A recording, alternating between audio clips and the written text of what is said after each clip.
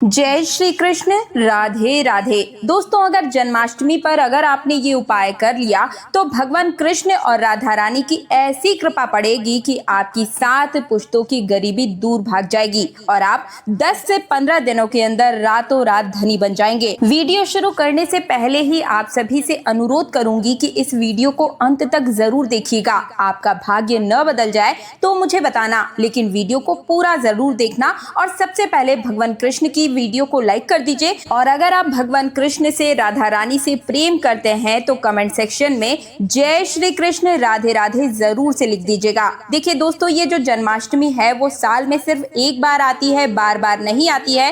पूरे 365 दिन इंतजार के बाद ये तिथि आपको मिलती है, इसलिए इस उपाय को बेमन से बिल्कुल मत कीजिएगा। और भगवान कृष्ण और राधा रानी का उपाय है तो इसे हल्के में लेने की गलती भी मत कीजिएगा, क्योंकि ये उपाय आपकी बंद किस्मत की चाबी की तरह काम करेगा और इस चाबी को आप हासिल जरूर कीजिएगा। दोस्तों, पंचांग के अनुसार इस साल भाद्रपद माह में कृष्ण पक्ष की अष्टमी तिथि की शुरुआत 15 अगस्त को देर रात 11:48 पर होगी। वहीं अष्टमी तिथि का समापन 16 अगस्त की रात 9:35 पर होगा। यानी कि जन्माष्टमी का व्रत 15 अगस्त को ही रखा जाएगा। भगवान कृष्ण का जन्म भाद्रपद माह के कृष्ण पक्ष की अष्टमी तिथि को मध्य रात्रि में हुआ था, तो इस हिसाब से 16 अगस्त को मध्य रात्रि में उनका जन्मोत्सव मनाया जाएगा। इसलिए 15 अगस्त को जन्माष्टमी का व्रत रखा जाएगा और 16 अगस्त को जन्मोत्सव मनाया जाएगा। आप सभी को पता है कि हमारे कन्हैया का जन्म भाद्रपद की अष्टमी तिथि को रोहिणी नक्षत्र और चंद्रमा वृषभ राशि के मध्य रात्रि में हुआ था और उनके जन्म लेते ही दिशाएं स्वच्छ और प्रसन्न एवं समस्त पृथ्वी पर मंगलमय मंगलगान होना प्रारंभ हो गया था। विष्णु के अवतार श्री कृष्ण के प्रकट होते ही जेल की कोठरी में प्रकाश फैलने लगा था। कृष्ण के प्राकट्य से स्वर्ग में देवताओं की धुन और पूरे ब्रह्मांड में उनका गान प्रारंभ हो गया। हर तरफ खुशियां मनाई जा रही थी। शास्त्रों में जन्माष्टमी व्रत के महत्व को 1001 एकादशी व्रत के समान माना गया है, यानी कि 100 बार गंगा स्नान करने का जो पुण्य मिलता है, मात्र एक जन्माष्टमी व्रत करने से आपको प्राप्त हो जाता है। जाप का अनंत गुणा फल प्राप्त होता है और जन्माष्टमी के दिन ध्यान, जाप और रात्रि में जागरण का विशेष महत्व होता है। इसलिए जन्माष्टमी को रात में जागरण करके भगवान के भजन कीर्तन करने चाहिए। भविष्य पुराण में ऐसा लिखा हुआ है कि जिस घर में भी भगवान श्री कृष्ण का व्रत किया जाता है, वहां अकाल मृत्यु, गर्भपात या फिर किसी भी माँ के बच्चे गर्भ में नहीं मरते हैं। वैधव्य, दुर्भाग्य तथा कलह ऐसे घर में कभी नहीं होता है। जो एक बार भी इस व्रत को कर लेता है और वैकुंठ की प्राप्ति उसे मरणोपरांत प्राप्त होती है, उसे श्री कृष्ण का आशीर्वाद प्राप्त होता है। वो प्राणी संसार में सभी सुखों को भोग कर विष्णु लोक में ही निवास करता है। तो ऐसे पावन दिन पर आप मात्र एक इस डाली को अपने घर ले आइएगा। छप्पर फाड़ कर आपके घर में पैसे रुपए पड़े ही रहेंगे। आप गिनते गिनते थक जाएंगे, लेकिन पैसे रुपयों की बारिश आपके जीवन में 7 पुश्तों तक खत्म नहीं होगी। आप सभी से एक बार फिर से अनुरोध है कि इस वीडियो को 10 से 15 मिनट का समय निकालकर पूरा अंत तक देख लीजिएगा दोस्तों, क्योंकि हिंदू धर्म में भगवान श्री कृष्ण की पूजा सभी संकटों से निकालकर सुख, समृद्धि और मनवांछित वरदान को देने के लिए ही आती है। तो आप सभी इस दिन मेरे द्वारा बताए गए इस उपाय को जरूर कीजिएगा, क्योंकि साल भर में ये एक अकेला ऐसा मौका आता है जो आपके दुर्भाग्य को सौभाग्य में बदल दे और आपके सौभाग्य की चाबी बनकर आया है, किस्मत के ताले को खोलने के लिए आया है। तो बहुत ही ध्यान से हर एक बात को सुनिएगा।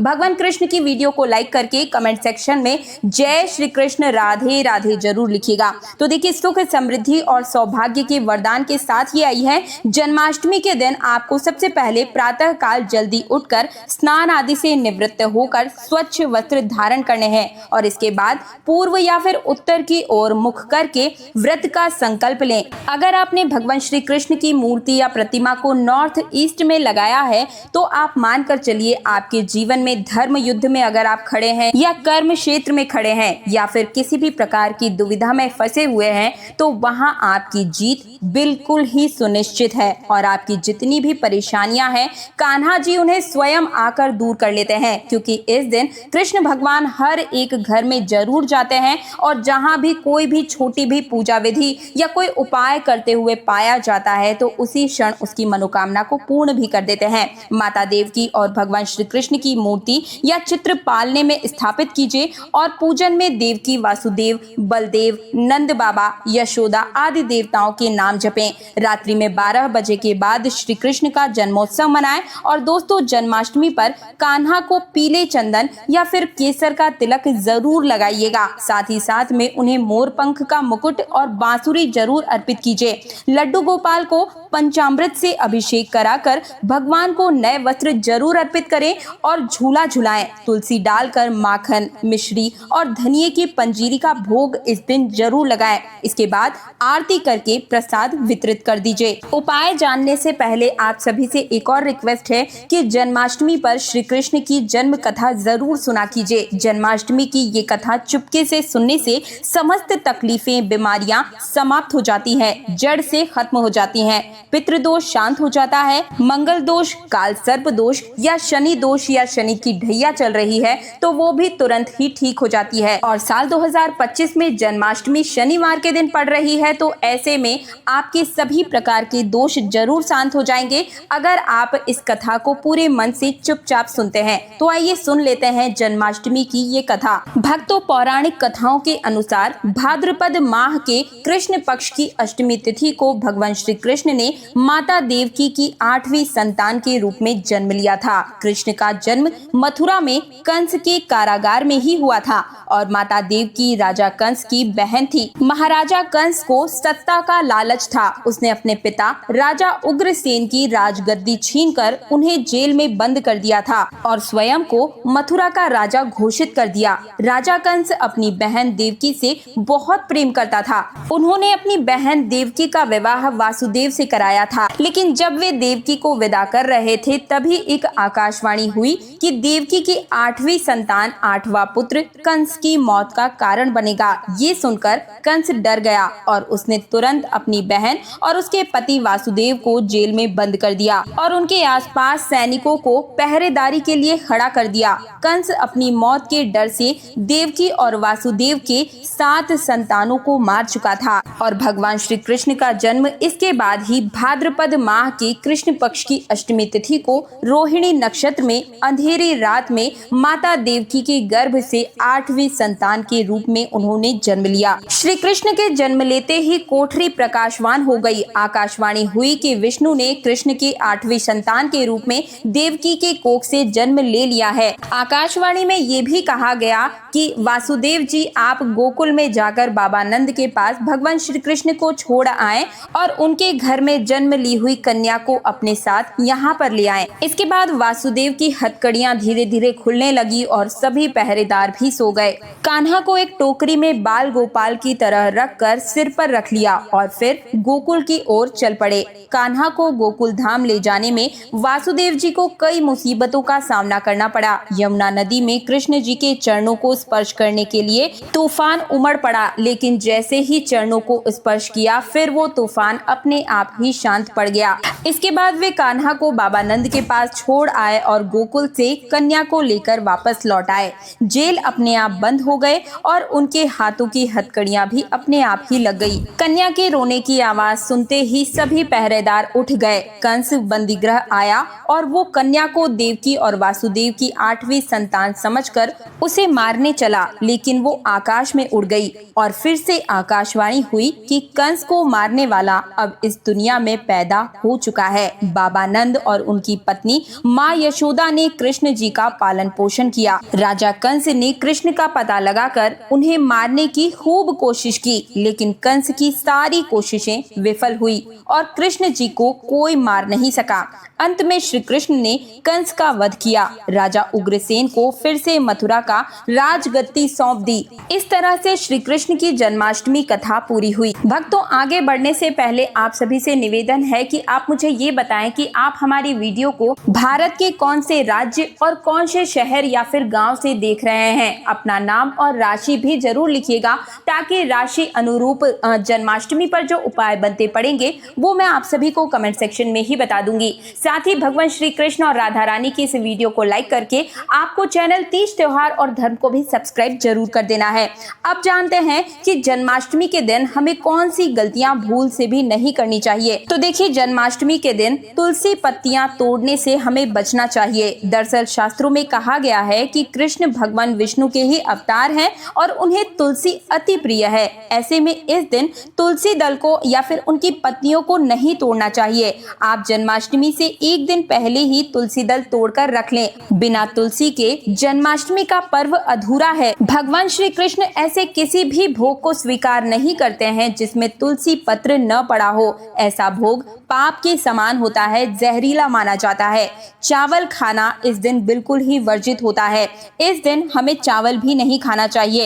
एकादशी के दिन भी हमें चावल नहीं खाने चाहिए। लेकिन बहुत ही कम लोग जानते हैं कि जन्माष्टमी के दिन भी चावल खाना बिल्कुल वर्जित होता है। चाहे आप व्रत रखें या ना रखें, लेकिन जन्माष्टमी के दिन चावल खाना शुभ नहीं, बिल्कुल ही अशुभ होता है।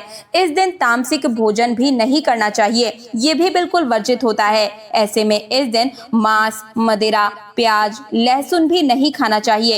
इस गलती से भी लहसुन प्याज को खाने से भी आपके राहु केतु सक्रिय हो सकते हैं और जिसका दुष्प्रभाव आपको पूरे जीवन भुगतना पड़ सकता है। भगवान विष्णु और राहु केतु के बीच भीषण युद्ध हुआ था, इसलिए इस कार्य से भी आपको बचना चाहिए। भगवान कृष्ण के किसी भी भक्त का या फिर इस दिन जो भी कोई व्रत रखता है या पूजा करता है, ऐसे व्यक्ति का हमें अनादर बिल्कुल भी नहीं करना चाहिए। किसी भी व्यक्ति का अनादर करने से बचना है। एक बार किसी व्यक्ति ने भगवान कृष्ण के भक्त का अनादर यानी कि अपमान कर दिया था। उसी क्षण भगवान कृष्ण ने अपने भक्त को श्राप दिया था। इसलिए किसी का भी अपमान इस दिन न करें। गाय को सताना या गाय को परेशान करना बिल्कुल भी इस दिन से करने से आपको बचना है, क्योंकि भगवान श्री कृष्ण की प्रिय होती है गैया। इसलिए उनका पालन पोषण या फिर ग्वाले के ऊपर भी हमें अनादर नहीं करना चाहिए। ऐसे में जन्माष्टमी के दिन किसी भी गाय और बछड़े को भूलकर भी नहीं सताना चाहिए और बल्कि इस दिन गाय को चारा खिलाना, गाय की सेवा करना सबसे ज्यादा उत्तम और शुभकारी होता है। भगवान कृष्ण गाय के सबसे प्रिय माने जाते हैं। गाय माता को सबसे ज्यादा प्यार करते हैं, इसलिए गाय को इस दिन रोटी, फल वगैरह या मिठाई अवश्य ही खिलाएं, चारा भी जरूर खिलाएं। जन्माष्टमी के दिन केवल सात्विक भोजन ही करना चाहिए। जन्माष्टमी व्रत में दूध और दही से जुड़ी हुई चीजें जरूर ही खानी चाहिए। व्रत के दौरान ताजे फलों के साथ साथ में शेक, लस्सी, छाछ या फिर दूध का मजा ले सकते हैं। नारियल पानी भी पी सकते हैं। जन्माष्टमी के दिन पेड़ों को काटना भी अशुभ माना जाता है। इस दिन पीपल वृक्ष की सेवा करना, पीपल में जल देना, पीपल में दीपक जलाना भी सबसे ज्यादा शुभ होता है और ऐसे में मनवांछित इच्छाएं भी आपकी पूर्ण होती है अगर आप जन्माष्टमी तिथि के दिन पीपल वृक्ष के नीचे एक घी का दीपक जलाते हैं। दोस्तों, जन्माष्टमी के दिन ब्रह्मचर्य का पालन भी जरूर करना चाहिए। इस दिन पूरे पवित्र मन से, तन से भगवान श्री कृष्ण की पूजा करनी चाहिए। कम से कम इस दिन पत्नी से दूरी बनाकर रखनी चाहिए और पति पत्नी को मिलकर जन्माष्टमी की पूजा करनी चाहिए और संयम और नियम का पालन करना चाहिए। ऐसा करने से सुशील पुत्र की प्राप्ति होती है और ऐसे बालक का मुख भगवान श्री कृष्ण की तरह ही होता है और शरीर भगवान श्री कृष्ण की तरह कोमल होता है। जो लोग इस दिन व्रत रखते हैं उन्हें रात में 12 बजे से पहले अपना व्रत नहीं खोलना चाहिए। उससे पहले व्रत खोलने से पूजा का फल नहीं मिलता है और व्रत भी अधूरा माना जाता है। जन्माष्टमी पर करें इन मंत्रों का जाप। तो ध्यान से सुनिएगा। भगवान कृष्ण की कृपा से आपकी समस्त गरीबी दूर हो जाएगी, आप धनवान हो जाएंगे, मालामाल हो जाएंगे। आपके घर में राधा रानी की कृपा बसेगी, माँ लक्ष्मी की असीम कृपा बसेगी। मंत्र बहुत ध्यान से सुनिएगा या फिर आप कहीं पर इस मंत्र को नोट करके लिख लीजिए। मंत्र है ओम श्रीम क्लीम कृष्णाय नमः। एक बार फिर से बोल देती हूँ, ओम क्लीम कृष्णाय नमः। भगवान श्री कृष्ण के इस मंत्र का जाप करने से धन धान्य की प्राप्ति होती है। ऐसे घर में जहां पर जन्माष्टमी के विशेष अवसर पर इस मंत्र का जाप होता है, ऐसे साधक को शुभ फलों की प्राप्ति होती है। हरे कृष्ण कृष्ण कृष्ण हरे हरे, हरे रामा राम राम हरे हरे करने से भी भगवान श्री कृष्ण के कान खड़े हो जाते हैं और वे भक्त की पुकार को तुरंत ही सुन लेते हैं। आप इस मंत्र का जाप कम से कम 108 बार जरूर ही करें, बहुत ही शुभ माना जाता है। दोस्तों, जन्माष्टमी पर जो भी स्त्री या महिला भगवान श्री कृष्ण को झूला झुलाती है, ऐसी स्त्री अनंत काल तक बांझपन की समस्या से दूरी बना लेती है। भगवान लड्डू गोपाल की कृपा से ऐसी स्त्री को हर जन्म में सुंदर संतान की, सुंदर पुत्र की प्राप्ति होती है।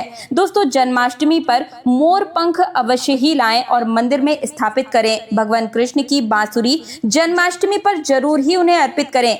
अगर आप व्रत रखे हैं तो भगवान लड्डू गोपाल को खिलौने बहुत पसंद है, तो इस दिन खिलौना भी जरूर अर्पित कीजिएगा। इसे लाना बिल्कुल मत भूलिएगा। जन्माष्टमी पर कौड़ियां भी आप ला सकते हैं। भगवान श्री कृष्ण की स्थापना करते समय इस दिन गलती से भी किसी व्यक्ति को गिफ्ट के तौर पर भगवान लड्डू गोपाल उपहार में ना दें। इससे घर में लक्ष्मी रुष्ट हो जाती है और जन्माष्टमी पर सोने, चांदी, तांबा, पीतल की खरीदारी कर सकते हैं। ये शुभ माना जाता है। जन्माष्टमी के दिन पालना जरूर ही खरीद कर लेकर आना चाहिए और लड्डू गोपाल को इसमें झुलाना चाहिए। दोस्तों, जन्माष्टमी पर तुलसी माता के सामने भगवान कृष्ण के 4 नाम जैसे गोपाला, गोविंदा, देवकी नंदन और दामोदर जरूर ही पुकारें। साथ ही में ओम नमो भगवते वासुदेवाय नमः मंत्र का जाप करें। ऐसा करने से सभी समस्याएं दूर हो जाएंगी। माता तुलसी आपके घर में धन धान्य से भर देंगी। जन्माष्टमी के दिन भोग में मक्खन के साथ में तुलसी दल जरूर ही डालें और भगवान कृष्ण को अर्पित करें। दोस्तों, जन्माष्टमी के शुभ अवसर पर नमक का छोटा सा उपाय जरूर ही करें। आपके समस्त प्रकार के पापों का नष्ट होगा और गरीबी बिल्कुल जड़ से खत्म हो जाएगी। आपकी नौकरी लग जाएगी, संतान प्राप्ति होती है और साथ ही व्यापार में अगर आप बहुत ही ज्यादा डाउन चल रहे हैं, व्यापार आपका नहीं चल रहा है, ग्राहक नहीं आ रहे हैं, तो ऐसे में नमक का ये उपाय आप अवश्य ही कीजिएगा। दोस्तों, हम भी नमक का उपाय पूरे परिवार के साथ करते हैं। साथ ही तीज त्योहार और धर्म चैनल की टीम में जितने भी मेंबर्स हैं, वे सब भी इस नमक के उपाय को जरूर ही करते हैं। इस उपाय से आपके जीवन में धन धान्य से जुड़ी सभी समस्याओं का अंत होता है और आप निश्चित रूप पर करोड़पति बन ही जाते हैं। पैसे रुपए से जुड़ी हुई किसी भी समस्या या फिर कर्ज से जुड़ी किसी भी समस्या के समाधान के लिए आप नमक के उपाय को जरूर ही कीजिएगा। आइए बता देती हूँ कि किस तरीके से ये उपाय किया जाता है। तो देखिए, सबसे पहले एक नमक का पैकेट आपको लेना है। 50 ग्राम सूखी हुई लाल मिर्च लें, 50 ग्राम चावल, 100 ग्राम उड़द की दाल, 250 ग्राम आटा और 11 रुपए की दक्षिणा के साथ में पानी की एक बोतल ले लें और 5 रुपए के काले तिल। साथ ही में आपको एक थैली भी लेनी है और इन समस्त सामानों को एकत्रित कर लेना है। अब इन समस्त सामग्री को लेकर अपने घर के हर एक कोने में, हर एक कमरे में आपको घुमाना है और इसके पश्चात इसे ले जाकर किसी भी गरीब स्त्री को या किसी गरीब पुरुष को, बुजुर्ग को, आप किसी भी व्यक्ति को इसे दान कर दीजिए। दोस्तों, दान करने के पश्चात ध्यान रखिएगा कि आपको पीछे मुड़कर बिल्कुल भी नहीं देखना है। दोस्तों, यकीन मानिए, गुरु परंपरा से प्राप्त ये महा उपाय आपकी काया पलट कर रख देगा। दिन दुगनी रात चौगुनी तरक्की आप करेंगे और ये उपाय हम भी जरूर करते हैं। तो सभी प्रकार के संकटों से मुक्ति पाने के लिए इस उपाय को आप जरूर कीजिएगा और इस वीडियो को भी ज्यादा से ज्यादा शेयर कीजिएगा। आपका छोटा सा शेयर शायद किसी के कष्टों से उसे मुक्ति दिला सकता है और ऐसे में आपको भी पुण्य की प्राप्ति होती है। तो वीडियो को शेयर करना भी बिल्कुल मत भूलिएगा। अब जान लेते हैं कि इस दिन लड्डू गोपाल को कौन सा भोग हमें जरूर ही लगाना चाहिए ताकि भगवान श्री कृष्ण की सबसे पहली कृपा हमको प्राप्त हो जाए। तो देखिए, वैसे तो भगवान श्री कृष्ण को 56 प्रकार के जो भोग होते हैं वो अर्पित किए जाते हैं, लेकिन ऐसे में अगर आप 56 प्रकार के भोग न बना पाए तो 7 ऐसे भोग आपको बताने जा रही हूँ जिन्हें अर्पित करने से आप 56 प्रकार के भोग को समर्पित कर देंगे। ऐसी अपने आप में ही मान्यता है और ये 7 भोग जो है भगवान श्री कृष्ण को अत्यंत ही प्रिय हैं। देखिए, सबसे पहली जो चीज है जो भगवान श्री कृष्ण को सबसे ज्यादा प्रिय है वो है माखन मिश्री। तो जन्माष्टमी के दिन आप लड्डू गोपाल जी के लिए माखन मिश्री जरूर ही बनाएं। हो सके तो इसे अपने हाथ से बनाएं।